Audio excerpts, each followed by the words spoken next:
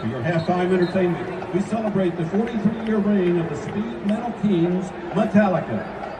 With 9 Grammy Awards and 14 nominations, 38 concert tours worldwide, and 11 studio albums that span 4 decades, the Titans of Thrash remain the standard by which all other metal is measured. We begin with a 1984 classic from their second album, For Whom the Bell Tolls, followed by the 1992 tour anthem, Wherever I May Roam. And then, let's turn down the house and light up the stage for the Auburn University Marching Band and their show, Metallica. It's Sunday evening once again, and that means it's time for another The Auburn Experience live podcast recording, episode 134 coming your way. We're going to catch you up on some latest Auburn news and Auburn potpourri and 2 major topics in the Auburn space that we want to hit as usual. Let's get into all those different things right now.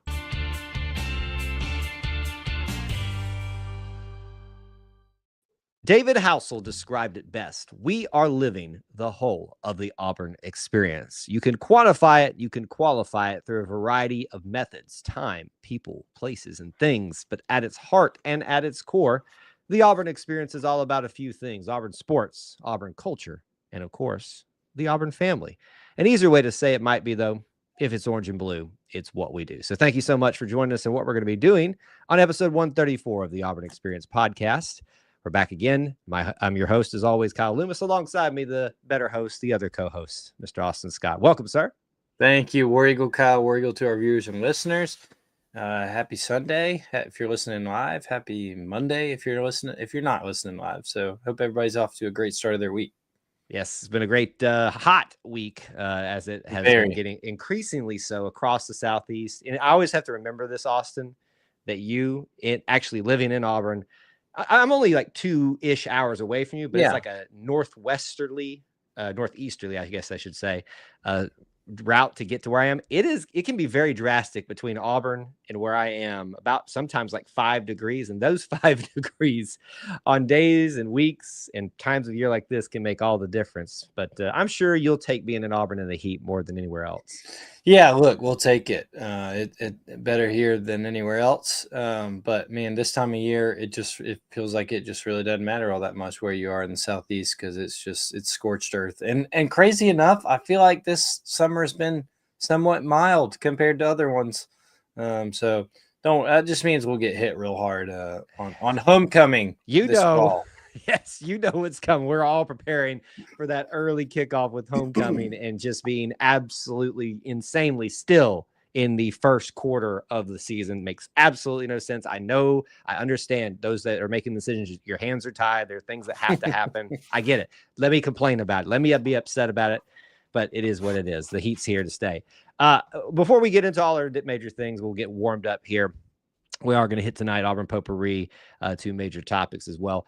I got to tell you, I went to a thrift store, Austin. Oh dear, up here in North Georgia, and I continue to. I shouldn't say be amazed, because it continues to happen, but just the fact that I continue to run into so much Auburn stuff up here. Not even thrift stores, just like I've told the story before. I went to Home Depot when I first moved up here, and they had more Auburn related stuff in there than even Georgia things, which was really weird. We're literally just down the street from, not that down the street, but close enough from Georgia. But at this thrift store, depends on how fast you drive. Certain people, yeah, they might get there a little bit quicker. It might seem a little quicker. Here's what I found, Austin. Have you seen an Auburn grill press, like a hamburger press, like you can grill the emblem into it? Have you seen that before? I have not. That is a first one for me. It was $1.99, and I'm regretting to inform you I did not buy it for some reason. Did I do something wrong by not snagging that piece of Auburn gear? Man, I mean, that sounds like a tailgate upgrade. It does immediately, like home or on campus. Like if you've got that, your tailgate just takes a little step up. I mean, look, a burger's a burger, but that's a nice little flair to add to it. I've never heard of that. It doesn't surprise me it's out there, but I've never heard of that. Yeah, it was unopened, so obviously not used, nothing left residue-wise on it or anything That would like be that. gross. That would be very gross, but maybe there were some good tailgates that were had with it. But It's that was the fascinating. main thing that happened. My brother-in-law was up here, and he loves going thrift store shopping and stuff like that, so we took him to a local one up here. And I left early because I got bored. I was like, I can't find anything Auburn. Well, sure enough, as soon as they walk out, he sends me a video of a Auburn hat that I kind of am regretting not going back and getting because it was a trucker style hat, and you know how much I love trucker style hats. So maybe I might have to peruse my way up there, and there might be a new hat next week. I don't know. We'll see. I like it. That's what I got. That's what I had going on this week. Well, yeah, in a similar vein, I know we've talked about it before, and I know I've talked about it with Clint before, but you've visited Angel Antiques before, right? I'm sure it has been in the repertoire of places I've visited Auburn. In Opelika. Yeah. So that's we frequented there quite a bit. That's a place we were at this week, and like you, did not get anything, but just an endless amount of things they always have. There's gloms if you're into the glom collecting. They never seem to have the like 4 Clint doesn't have left because I always try to ask him. But just I think that is a hidden gem in Auburn Opelika area, and we got to go over there this week, and just a really cool place. Definitely not, you're not going to find the same type of things as like a thrift store. You might just different pricing and it's certain people's vendor booths, but I'm always amazed at the Auburn stuff you can find in there of what people think. You know, actually, well, show and tell, right? Show and tell. I thought it was about to be, but it's not. It's down.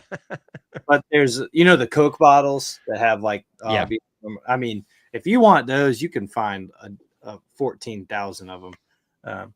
Yes, but older.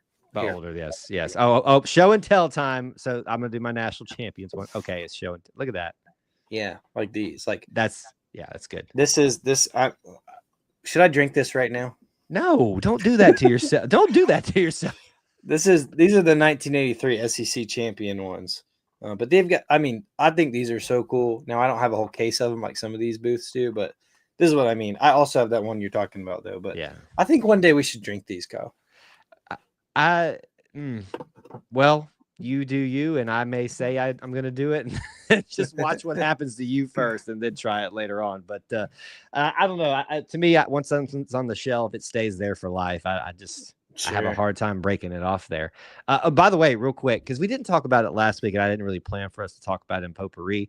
I know you may not be moving into the college football 26 world, correct? Am I?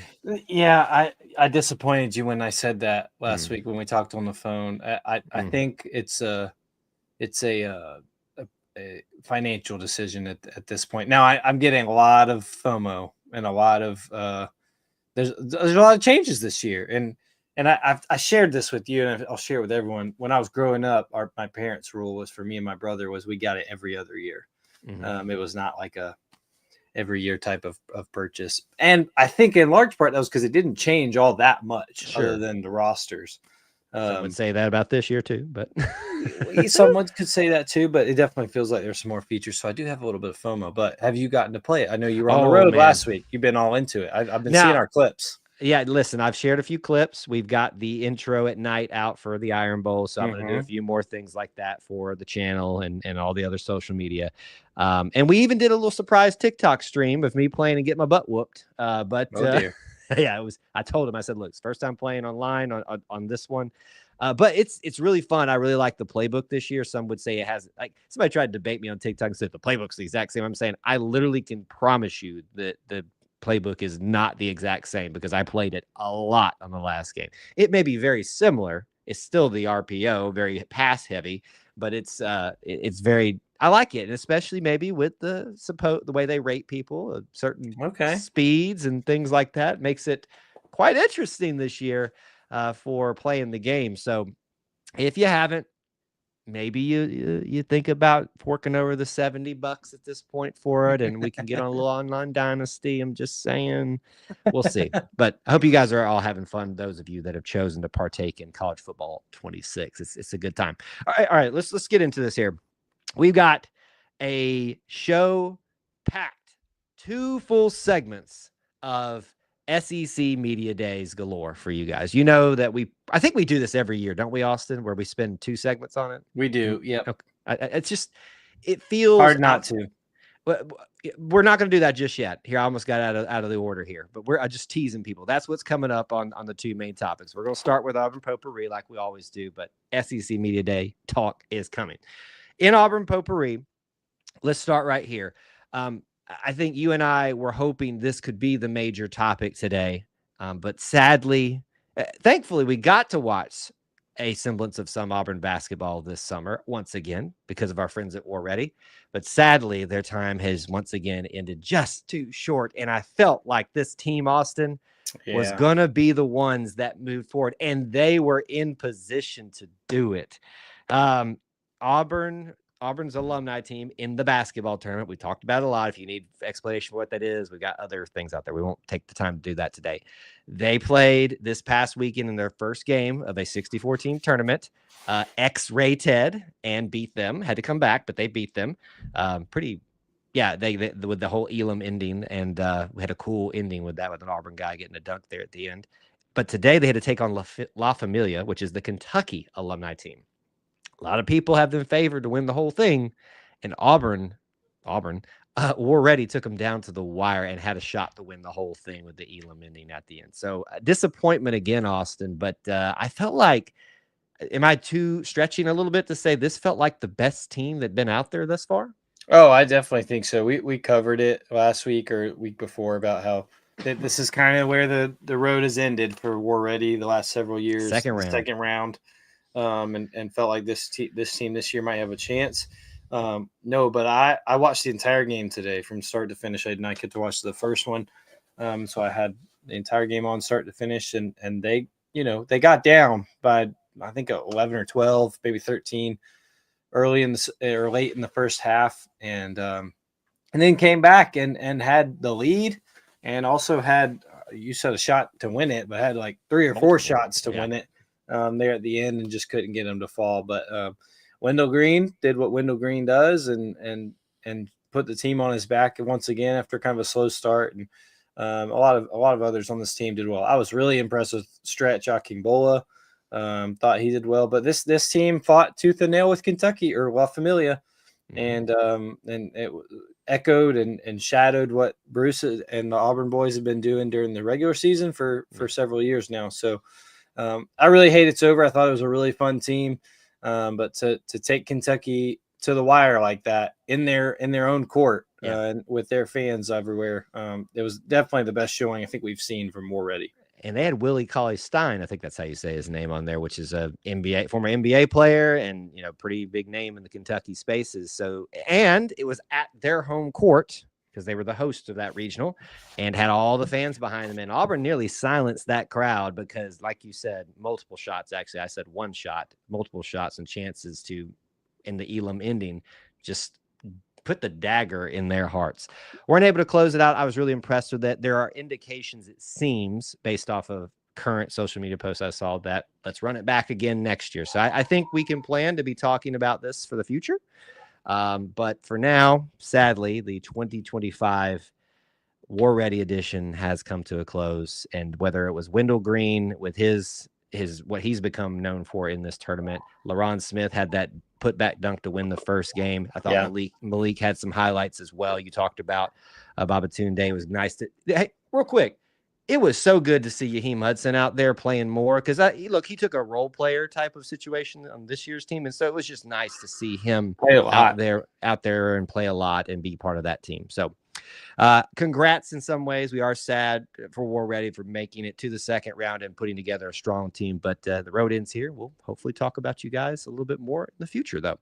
Let's talk about the men's the MLB a little bit more. Last week we kind of started our conversation on this because it was happening as we were going on. We talked about Ike getting drafted, how big a deal that was, the history of the first round, who was all in there. But after we had recorded that, the next day of the draft is when all the big action started happening in terms of numbers for Auburn's baseball players. So let's give you some potential yes for the MLB, but those that were drafted for Auburn out of for the MLB draft, the last portion of it. We got Eric Snow going to the Blue Jays.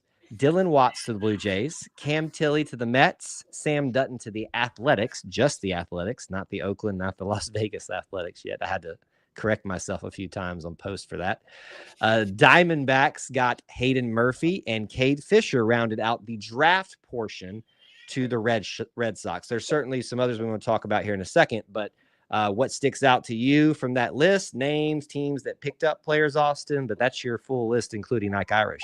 Yeah, I mean, I think the biggest name there as far as production is definitely Eric Snow. I think he, had a good enough year that it looked like he might have a chance to go high enough where he'd like to go. And I think that probably sealed it for him to the Blue Jays. Did you say the sixth? Say that again. Sixth round. The sixth round. I didn't say the rounds, but I think that was the sixth round. Yeah. And so I think that'll be a good opportunity for Eric. I think he'll probably go take that deal and go. And I think, I think that's a big gap for Auburn to lose. I think you've already seen, if you've been following any kind of signings or portal signings, that they've kind of already accounted for what that might look like, and some JUCO guys and transfers early. But however, I think that's a big loss for Auburn in terms of a guy who did a lot of everything this year. Yeah. And kind of had to be put out of his comfort zone due to injuries a few times and things like that. But had a decently big postseason and a good year for Auburn. The rest is pitching, right? And Auburn certainly had a better year on the pitching mound this year. And I think that proved it by when you look at that's a total of 6 drafted? No. Yeah, 6 pitchers. Drafted. That would be 1, 2, 3, 4, 5 pitchers drafted. Yes, 5. I think it was 6. You may be applying someone who is signed onto there, but I think I've got my numbers right. I could be wrong, but I think it's 6 total on there that get picked up by that. Here's what sticks out to me. I always like to look at just like who picks up who. The Blue Jays love them some Auburn Tigers. Look, you had recently Josh Donaldson out there with the Blue Jays. That was, I know, a couple of years past, but MVP year. Yeah, just an MVP type of situation out there. So obviously they like that. Cam Tilley back in some orange and blue with the Mets. It hurts us Braves fans a little bit, but hey, Sam Dutton, I thought he would go a little bit higher after the year he had to as well. But listen, this isn't about necessarily where you get drafted. It's the opportunity. You do with it from this point what you want to. And so those are your guys, including Ike Irish, who we've already talked about in great detail, who got an opportunity to be drafted for the MLB for the upcoming seasons.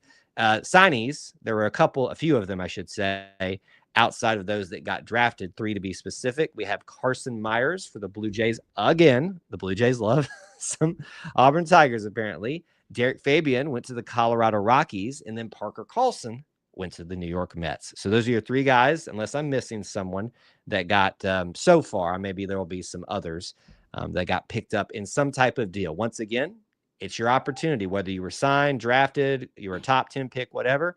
This is your opportunity to do with what you want to do with it at this point. We're just thankful to see their names get called in some way. Anything stick out to you from those 3 guys, or anybody you expected to maybe get drafted? No, I think that's about right. I think maybe Carson Myers, I think he just had a lot of tape and a lot of big innings that he was involved in. I could have seen him going really late, but I think he ended up in a good situation. And then Derek Fabian, I think that surprised a lot of people, but I think his defense really shows if they can get the bat going that he can ascend through the minors pretty quickly. So I think that's a good position for him to be into in the Colorado organization. I'll look forward to kind of seeing where his career might take him through there. Absolutely. And I love that as well for the Derek Fabian situation. Certainly he was known for his defense, but his bat struggled, especially down the stretch. And listen, you get some professional, not to say that you weren't getting good help here in those regards, but let's get a new set of, teachers and mentors in that hitting space, combine it with that amazing defense. Obviously someone sees the value in a Derek Fabian. So we'll see how his career goes. But for all these 3 guys, all the guys that got drafted, whether you're apparently a Blue Jay or a New York Met, that clearly love the Auburn Tigers. This was a great draft for the 2025 situation and signings and draftees for Auburn baseball. Let's talk about some some golf. Let's do that one. I feel like we need to always spend the opportunity talking about the other programs that deserve more and more respect. Certainly, men's golf has done that with a recent national championship. Sadly, we're unable to get it this year. But listen, they had a pretty good squad. And if you haven't heard, unless things have changed, and I didn't know about it, Jackson Coyvin's coming back and is already tearing it up and is like, oh, is this like pre-PGA stuff that he's doing right now, Austin? Like, yeah, I mean, he gets to play as an amateur, okay. and he's been the high amateur for pretty much everything. At one point, he might still be. I'm not really sure. He might still be the highest ranked amateur in the world right now. So, right. He's certainly ready. But I mean, that should only excite you if you're an Auburn fan for him to be coming back. Combine that with obviously returning talent. Combine that with some people, young guns that are coming in that everybody's excited. Maybe Auburn returns to form this year, and you got to know your path to do so. We have the men's golf schedule to look at. I'm going to bring it on the screen for everybody who's watching live right now and those that watch the replay. So if you're listening, unfortunately, we're not going to run through the whole thing because it is just going to be a lot of reading, a lot of long names for some of these things here. But there are 10 team events and 2 individual tournaments mixed in starting in September 15th and 16th. They'll play October as well, but then they'll take a long break as they typically do in the winter, February, March, April, leading up to May, where SEC championships, NCAA championships, and obviously going back out to Carlsbad, which we expect them to do, by the way, will be May 29th through June 3rd. So that'll take you through the whole year. Men's golf is one of those sports that you call it technically a spring sport because that's when it ends, but it happens the whole year. Here's the sad thing for me, Austin, on this particular one. There is no Auburn at this moment. There is no Auburn hosted tournament in Auburn, Alabama that I see right now. The closest one would probably be I'm thinking Franklin. That's the one I was leaning on. Richmond Hill, Georgia. I feel like that one. Yeah, probably. Maybe Georgia, Tennessee, Florida. They're obviously going back out to Hawaii for the Amir Ari Invitational, which they always go to. But those are your opportunities to see the Auburn men's golf team this year. I'm sure some of them will be, or at least a few rounds will be televised. But as I've tried to get us back on screen there. Listen, I know that it's not the thing that we stick closest to throughout the entirety of the year, but it's certainly something that Auburn fans should be paying a little bit more closer attention to, the way that they've been performing over the last couple of years. Yeah, I think you're right. What stood out to me is like you said, the not having an Auburn one at the Auburn University Club. I think, like you said, we all expect them to host a regional there. So there you go. So there's your opportunity. Certainly nothing guaranteed, but the way Coach Kleinert has this program, you certainly expect that is a annual event now. And then, I think getting to play Sawgrass in Ponte Vedra, where the Players Championship is going to be a really cool venue for Auburn as well. I think, of course, it's not only about Jackson Coyvin. This is about the entire team, but there's a lot of high courses and high clubs they're going to get to play at that can only prepare him and for the next level. And it's all about recruiting, right? You can continue to tell your guys who you're trying to get to come to Auburn that you will be prepared for the next level when that time comes. And I think a lot of these places get to do that. I am looking forward to, Kyle always annually takes us out to Hawaii for this invitational in early February. So I'm glad to see they're going again so that you get to take us again. That'll be fun. Yes. Put it on the docket, but if you do show up at the airport, I won't be there, and neither will be your ticket.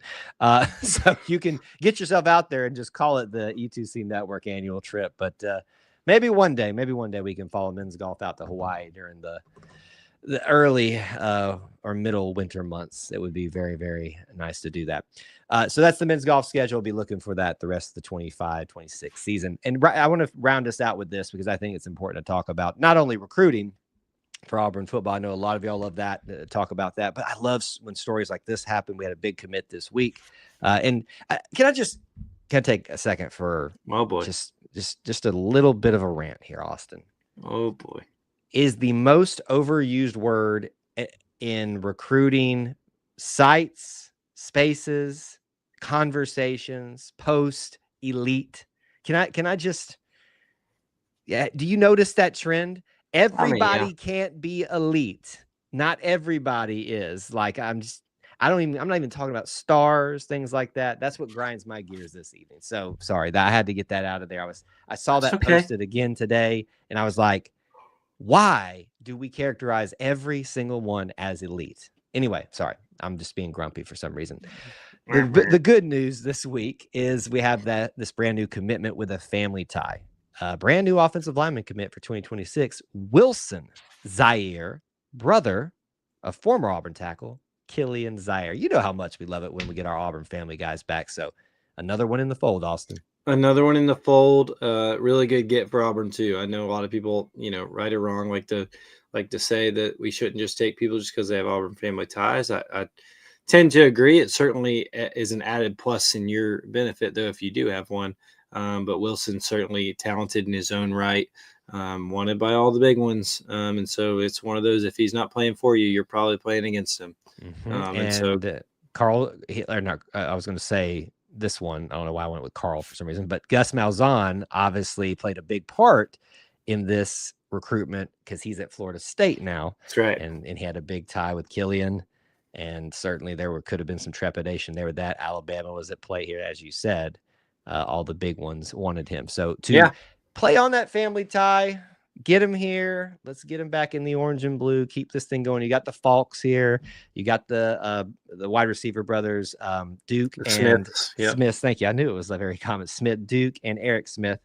And so we'll just keep the vibes going here at Auburn and keep the family ties going. But brand new commitment and the next phase of rebuilding this class that so many people feel like is falling apart. But that once again might be just a little bit of hyperbole. All right, let's talk about our main topics this evening. SEC Media Days has happened, and boy, it always delivers. Maybe not as much as the days of Les Miles and Steve Spurrier, and even, may he rest in peace, when Mike Leach was there and literally has the record for the quickest starting of questions. Love it. It's awesome. That is just straight up Mike Leach stuff right there. So we're going to spend 2 whole segments diving into Auburn and SEC Media Days stuff in general. Let's start with all the Auburn stuff. We have discussed previously who was going to be representing Auburn. Obviously, Coach Hugh Freeze. Your other representatives were offensive center Connor Liu. We also had returning Keldrick Falk from our defensive line, and then Jackson Arnold, as we discussed. Probably not a shock that he would come, especially this should be the indicator that he's the starting quarterback. So let's start right there, Austin. I mean, is that the indicator that he's the starting quarterback? Yeah, I think that's a pretty big indicator there. Don't think there's much to be surprised around. As long as he stays healthy, I think he'll be first one taking snaps for Auburn and Waco, and it certainly seemed like from his teammates talking about it and Coach Freeze talking about it, they have all the confidence in the world in him. So we are not entering fall camp with a quarterback controversy in your mind? No. Nope. Okay. I just want to make that very clear because I'm still getting asked that to this day. Sure like you are. People continue to ask me, who's the starting quarterback going to be? I'm like, guys, where you been? This has been done for a while. It feels, I will always say this until I hear the words starter and Jackson Arnold leave Hugh Freeze's mouth, which it very rarely does. He doesn't like to do that traditional type of openly naming someone in those phrases. But I just will always leave that room for error. But all the tea leaves show you that Jackson Arnold is going to be the starting quarterback. What did anything stick out to you this week from his conversations? I know we got to talk mainly about what Hugh discussed, but anything about Jackson Arnold and what you saw from interviews stick out to you? Well, I think he talked highly about his time at Oklahoma and talked about how it just really needed to be a change of pace for him, a change of scenery. I thought, he spoke the obvious and said that it was very clear to him what kind of talent level Auburn had in the wide receiver room, and that was appealing to him.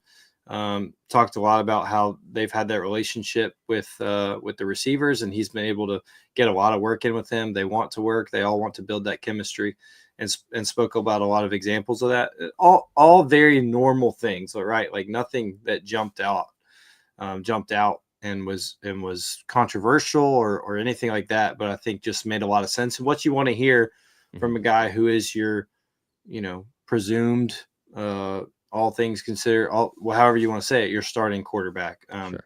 Feels relaxed, feels not too nervous about the opportunity. And I think that has to be a good sign for you and us if we're Auburn fans, and seeing a guy who's comfortable, a little bit more confident than maybe he was toward the end of his last spot, and going into this year. I think that we'll get into what Coach said in a minute, but that's my overwhelming takeaway from this is confidence just came from this team and from the representatives of Auburn there. And I don't think that you should have not expected that, but I think that it says a lot about how it kind of leans into how everyone else has been talking about this Auburn team, despite where they've been the last couple of years. Yeah. I think when you say confidence too, we'll clarify that this is not an arrogant situation. This is just being secure within themselves. And I think there's a word I'll bring up in a second that kind of helps explain why maybe there's just this security that they have. Not that they're going to have an amazing, undefeated season, but that they're a good team and they can go out there and play with the best of them out there in the SEC and in college football as well.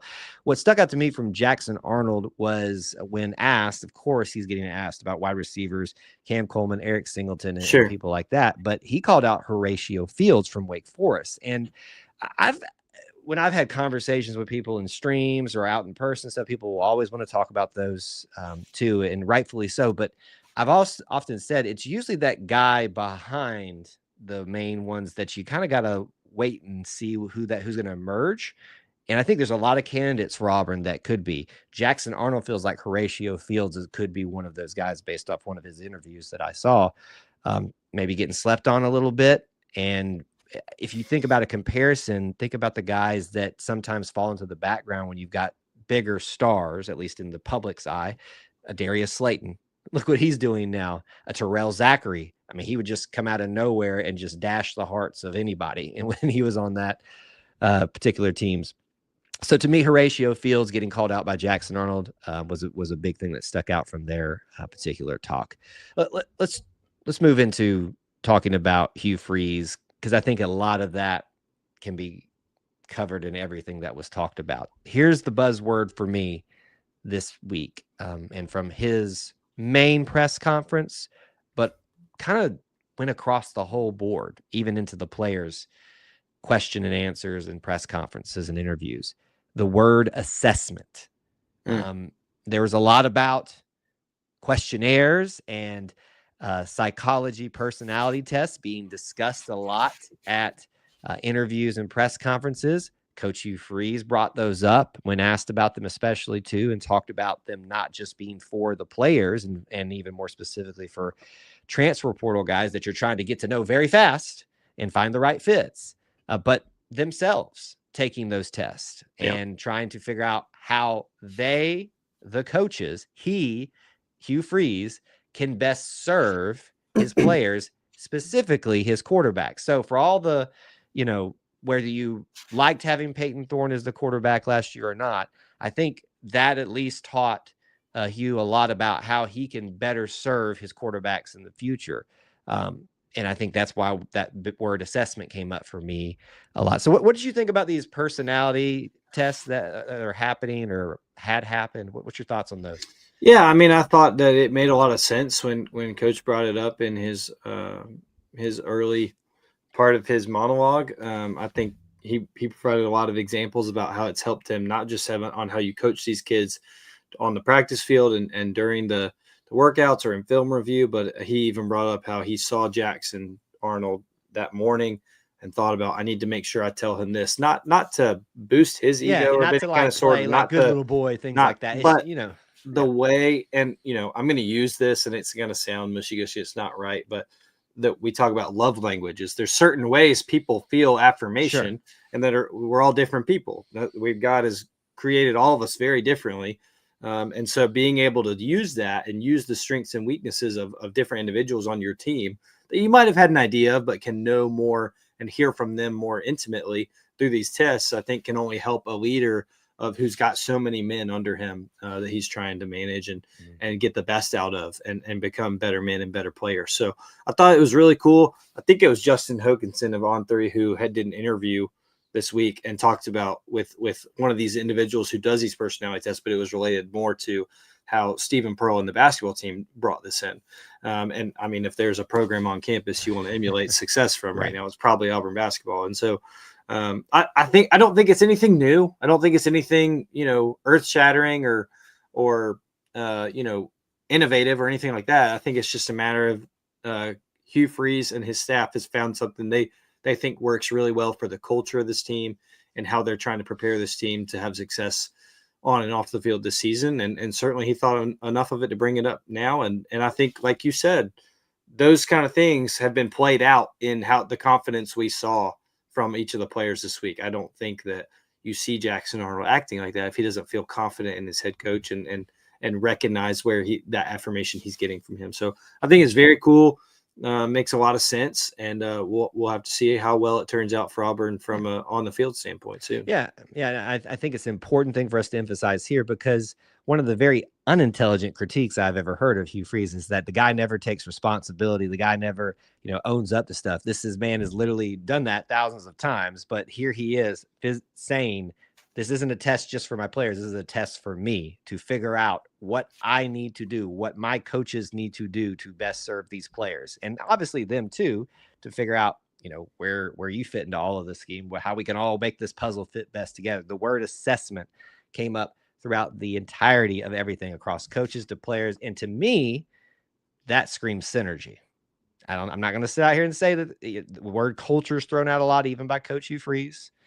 But I think there's something to this when we kind of see this coming down the line this way. But everybody's trying to figure out how to assess and get this thing right in year 3, heading in the right direction.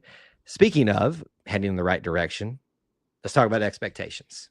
Certainly a little bit of a firestorm earlier in the offseason with, you and I discussed it even in a main topic about how comments were made about what the expectations should be for Auburn this year. It was misinterpreted by a lot of people just looking for something to stir up in the middle of offseason. Of course, that never happens. So he addressed that in press conferences and said that he expects Auburn to be in the conversation for the college football playoff. So I would love to get our takes on that comment, but I'd also like to emphasize that Auburn fans listen and not react to what was and wasn't said. He said, in the conversation for the college football playoff. When you hear that, Austin, what does that specifically mean to you? Oh, well, I mean, first and foremost, I don't want to say it's not important, but it didn't mean a lot to me because the conversation about the playoff never stops. It feels like like from the week 0 college game day set, you're going to hear Kirk Herbstreit, Desmond Howard, and the rest of the lot give their playoff prediction on week 0. And it's going to happen all throughout, all up until any playoff rankings, which come in November, and all the way up until a playoff decision of a bracket, which comes in mid-December. And so I think that, when I took that and I thought, well, that is an upward step, right? Because Auburn has not been in the playoff conversation at any point from August to December in the last few years. And so I think, be in the conversation, be in the discussion. I think he's right by saying they have an opportunity to be in that discussion of, say, especially with the expanded amount of teams, of if Auburn gets on a roll here in mid-October, is someone looking at them and thinking, hey, that Auburn team, they could sneak in, or this Auburn team is on a roll here. I wouldn't be surprised if they make their way to an at-large bid or something like that. So to me, I don't think he's saying that by saying we expect to be, getting a bye and playing in a semifinal game and this season. I think he said in the discussion, and it leaves open a lot of interpretation of how you want to look at it. One of my criticisms of back at the golf tournament when he said was that it was a little too pointed and that it sounded like it was a little bit too specific on when we expect to make a bowl game. I think this kind of leaves it a little more broad open there, and it leaves it the opportunity for him to, one, kind of feed into and align himself with the expectations a lot of fans have of a favorable schedule, a very talented roster, and a very talented team this year that could be pushing for a playoff spot, but also leave it open to be we're not saying we expect to be in Atlanta for the SEC championship. Certainly that's a goal, but we're not expecting it. He didn't have to go into specific detail about that. And so I thought it was a good answer. That's what Auburn people want to hear. We want to hear that this team has the highest of goals and the highest of aspirations. And somebody once said that Auburn has given itself, or has, oh man, I'm butchering it here. Auburn has earned the right to dream the highest dreams, right? That's a good way. Yeah, and that is what happens here. You can talk about, I don't care who you are, if you're wearing any other color but these right here. You can talk about how delusional Auburn is and all those things. End all be all, Auburn people and Auburn University expects to be in those conversations. And for Hugh to come out and say that just tells me he knows the position he's in, and he has the same confidence about this team. Certainly. And I think when you go out there in public and make those statements, obviously it corrects any logical fallacies that started to occur. Once again, I think everybody's going to interpret things differently, but I think when you go to extremes of, he barely expects to make a bowl game, that's just ridiculous. And you're just being ridiculous, and you don't deserve to be part of any conversation in the college football realm. I'm just going to be honest with you. Either that, or you're doing it on purpose just to get the clicks and the hyperbole and all that kind of stuff. But he's also not saying, hey, we're going to be in the playoffs. He's saying we should be there. We have earned the right to dream the highest dreams. And so I think the coverage of how you approach the expectations from the fan perspective, the team perspective, I think he did say all the right things. And we'll see how the expectations play out here in just a few short weeks. It's going to be here before you know it. Yeah. Okay. I just want to make sure, because I knew I'd heard that recently. Coach Freeze said that of President Chris Roberts in his opening monologue of that Auburn has earned the right. I was like, I feel like I just heard this, but yeah. Okay. There you go. I was paying attention this week. He was paying attention, certainly. So that's, I think, expectations, assessment, some of the players that got good shout outs, anything else from Coach Hugh Freeze, Keldrick, Connor that stuck out. I mean, I know we're trying to cast a wide net here on what we're talking about, but I felt like I really learned something or took something away from each of their conversations. But if there's anything else that you'd like to talk about from the Auburn specific space. Yeah, I mean, I think it was honestly I've already talked about the good PR standpoint. I think it was good for him to address whatever the golfing stuff is as meaningless and as dumb as it sounds, for him to get that question and handle it well. I thought was good. I think a lot of people are coming around to the side of why are we still talking about this, and this being something that's just not a talking point. For it to get asked SEC Media Days, you can have an opinion on the quality of asking that question. It was asked. I thought he handled it well. And yeah, I mean, overall, my overarching from Keldrick Fault to Connor Liu to Jackson Arnold to Hugh Freeze, and this is not just me saying this as your co-host of the Auburn Experience podcast, but panelists across the SEC Network, journalists I've talked to that were there, and radio hosts and all the things, said that this team feels confident, and they should, with the season they have coming up in a big make or break year in a lot of people's eyes, and a talented roster. Now's the time more than ever. And I just like seeing that Auburn players and their head coach just kind of feed into that same expectations and same desire that the fans want to see this thing turned around in a really big way. Yeah, absolutely. So if we wrap that all up into a nice little bow there for the Auburn specific side of things, tons of players to watch, the ones you saw, the ones that the players themselves talked about. Obviously, the assessments have been made about what wasn't working even before those players that are new arrived here, and how do we all as a unit to make this work going forward to set the expectations, and certainly hopefully get those results coming out of what was, I thought, a very productive SEC Media Days for Auburn. And certainly we can spend the rest of our time in this main topic segment coming back to some of that Auburn specific stuff. And I think a lot of this is really directly related. But I kind of want to take a little broader stroke here with SEC Media Days. So I feel like it's important for Auburn football fans to have that wide net to look through. We did just in the last segment talking about the golf thing. I will bring up Lane Kiffin. Lane Kiffin, man. I've talked to a variety of people about their opinions on him. Some hate the man. Some love the man. I kind of fall somewhere maybe a little bit now more. I like him more and more as time goes on. I'm so glad he's not our head coach, to be honest with you. And I know some of you are going to hate me for that statement, but I also love that he just doesn't give a crap, and he will just stir up the biggest things. For those of you who don't know, with the whole golf thing with Hugh Freeze, ridiculous as it is, the fact that here's how you know this is a ridiculous story and a ridiculous thing that it even became a story. Lane picked it up and ran with it and was having fun with it about the whole fishing thing. And the fact that he got asked about it, you knew he was loving it. The fact that's what he was waiting for. It's the reason all those social media posts came out. So do you get annoyed by Lane at all? Or where are you falling the Lane Kiffin?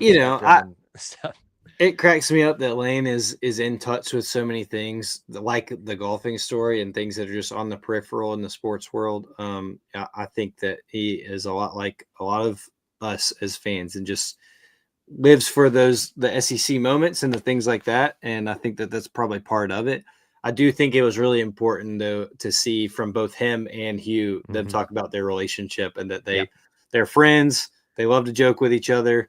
I think Hugh said he's not really on social media as far as quote unquote in an official role. And for him, I think he was obviously aware of it, but talked about how they make each other laugh. And I think that, like most things, that it gets taken to a heightened level by fans and people who aren't involved in the situation directly. And I think that was a good way to see the transparency and the lightness of that situation. Right.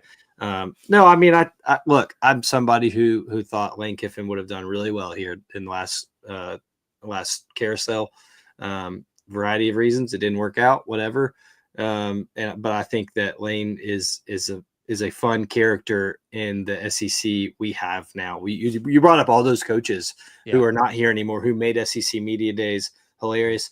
I don't know if we'll get to it because it's not really Auburn related. Did you watch any of Elijah Drinkwitz? A little bit, but not. What is there something specific? That dude is the closest we have to Mike Leach. He had me rolling laughing. Just a absolute goofball.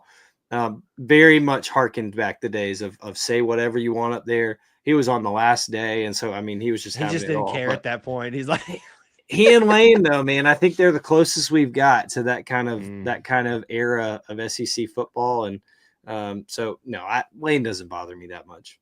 Yeah, it doesn't bother me. I love watching Lane just have fun with situations and stirring up this whole Auburn Ole Miss thing even more. He knows what he's got there kind of in a bottle, and he likes to uncork it every once in a while. So it's fun stuff. Kind of using things to roll on top of each other. It's not necessarily specific to SEC Media Days. It became more of a thing. There was this discussion about a certain coach rumored to be thinking about making a comeback.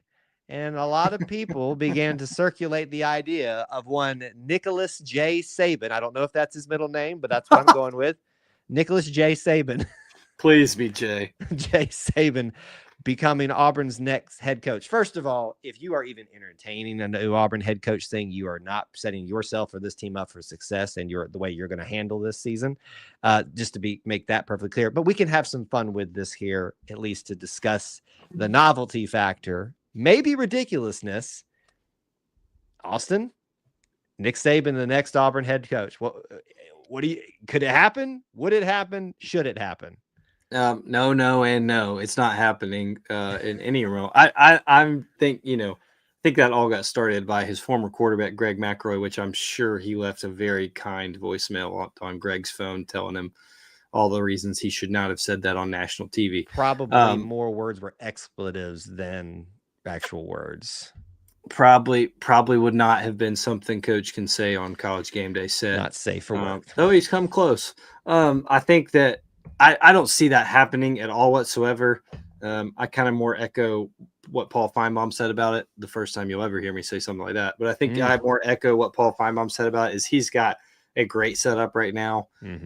Still very much involved in the game, very still viewed as the czar of college football and for all that he's done for it. And I don't see that comeback at all. I certainly don't see it in wearing the orange and blue. I think that could be just a multiverse that we're not going to live in or see. Multiverse. That is not one. You might see a what if show about that one day, but it will not be in this lifetime or the next. I'm going to say, no, I don't see that happening. I don't see him being a coordinator. I don't see him being. I think coach is done. My thing is, why would you? Like your reputation is as high as it's going to get. There's no one touching you right now from the world of championships and all the other things. But no, and certainly not as Auburn's head coach. I don't see any of that happening. Although it would be hilarious just to watch the heads roll across the state and see them process that. They have a hard time processing just daily life. Imagine trying to process that one. That would be quite hilarious to watch it happen. But like you said, it ain't happening. Other things that happened at SEC Media Days. This is something I have been trying for the longest time, Austin, to prepare our viewers, our listeners, our people, part of our little family, the Auburn family, but the collective Auburn family for this notion. There may come a day, folks, where Auburn and Georgia may not play every year in college football.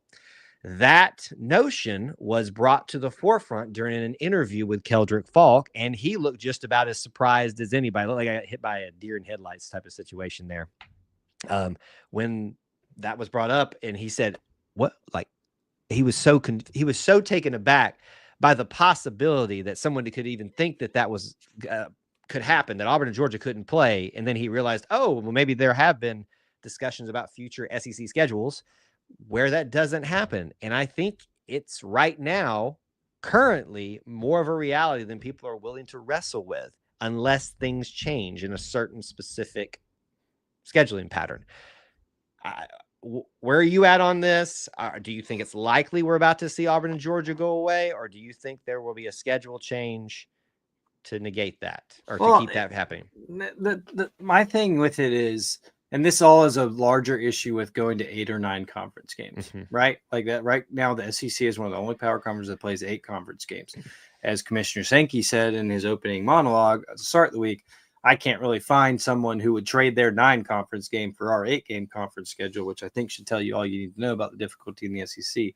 However, because of the mathematics of things and whatever, there's this notion that the secondary, I hate even saying that, but the secondary rivalries might get lost in the annual scheduling if you go to 9. To me, that doesn't make a lot of sense. I understand how that would happen because you'd have 2 permanents, then you only have 7, and you're left with, you take yourself out, you're left with 15 or 13 teams left. Then it'd be 7. What about the other 6? To me, you just have 3 permanents, and that way you have 6 that you rotate on and off every year, every 4 years. Every kid gets to go to every SEC stadium. Some might call it the pods. I don't know why we don't talk about the pods anymore. Like, it's like we all just forgot. And I just don't understand that. I feel like that solves everything unless they just don't want to build the spreadsheet to figure out who everyone has to play as their third opponent. They do it in basketball just fine, but apparently for football, it's harder. I would introduce them to my friend Charles, aka ChatGPT. They could probably do it for you. So to me, it's more on the side of it doesn't have to be this way. Which my favorite phrase. Let's not go there. It doesn't have to be this way because there's a solution. And so, to the more general specific point of what you were talking about with Auburn, Georgia. Sure. Is it a possibility? I think so. If you go down the way that they want to go, I would love to hear. I didn't get an invitation to SEC Media Days, but I would love to hear why a third permanent opponent is not more discussed. Is that just not something the coaches want? Is that not something? There's too many rivalries in the SEC for me to see where that wouldn't be a good thing. Right.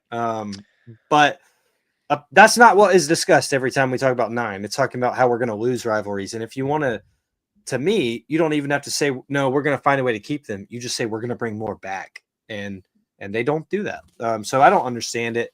I think it'd be a travesty if we lose Auburn, Georgia. I think it'd be a travesty if we lose Alabama, Tennessee. I don't get it. Texas A&M, because they're not giving up Oklahoma. So like I we just got it don't. back. I just don't understand it. I don't understand the math behind it, and I'm sure someone out there can educate me on it. Maybe if there's a better reason, but it doesn't have to be that way. And I wish that it would be more talked about. But I don't know. Do you see it differently? Do you see a way that there's a reason that they would rather lose Auburn, Georgia in these secondary rivalries? No, it makes so much sense to me that it's stupid that we haven't already just done it. So there's got to be reasons that we're not privy to, right? The reality is this, folks. If the goal is to make everybody see in the current setup with 8 SEC games, and the goal is to make everybody see each other as much as possible, right now only Alabama can be retained with 8 games, and then Georgia has to go. That's it's not happening, right? But if we go to, and if you switch over to the 9 games, you could make a case where maybe you lose Georgia as well. But like you talked about, it's just makes sense.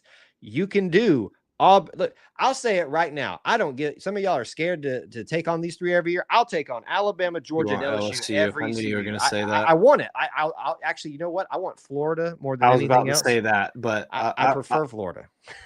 I think you can make a case for a lot of teams for Auburn's 3rd one, and probably a lot of other SEC teams. But I think Florida, LSU, and Tennessee are 3 you can throw in there right now, and there will be people that have problems with all of them. There will be people that are happy with all of them. So I don't understand it quite frankly, on why it's that big of a deal, and why we haven't gone to that. My only thing is that is the vast majority of coaches and the commissioner and upper administration just using that as a reason to say, we don't want to go to 9 games. Yeah. We just want to stay at 8 games. And if we go to 9 games, you'll have to lose this.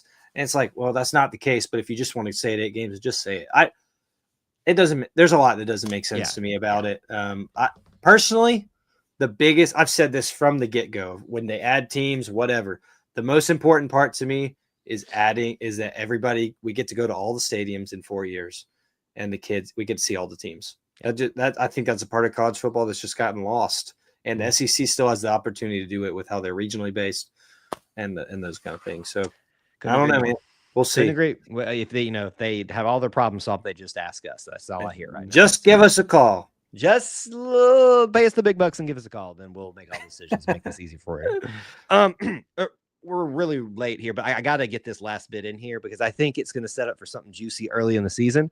Apparently, old Texas A&M players had a little bit of something to say about Auburn and the way the game went for them last year. Just a quadruple overtime? Quadruple, yeah. Overtime. Great connection from Peyton Thorne to Keandre Lambert-Smith to set up what was a great defensive stand, and then debate whether or not we should have rushed the field, but we did. May or may not have been on there. That's not really about the point. But apparently they have marked Auburn, 4th game of the season for Auburn too, on the road, back-to-back opening SEC games for Auburn. How'd that happen? We got something interesting brewing here, Austin. I think the Texas A&M wants a piece of Auburn this year. Yeah, I hope so. And I hope that Auburn looks like a formidable opponent against them because, let's just be honest. Auburn had no business beating Texas A&M last year, and that's what happens when Jordan Hare becomes haunted. So we'll get their chance they'll get their chance at Kyle Field, and hopefully Auburn's ready to go.